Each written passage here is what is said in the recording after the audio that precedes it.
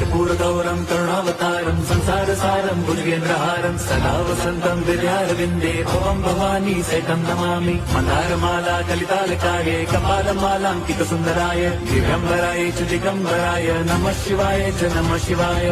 लोकांगण वंदित चरण डोळ्यान पाहिन रूप तुझे प्रेमे अलिंगिन आनंदी पूजिन भावे ओवाय न म्हणे नमः त्वमेव माता पिता त्वमेव बंधुश्च सखा त्वमेव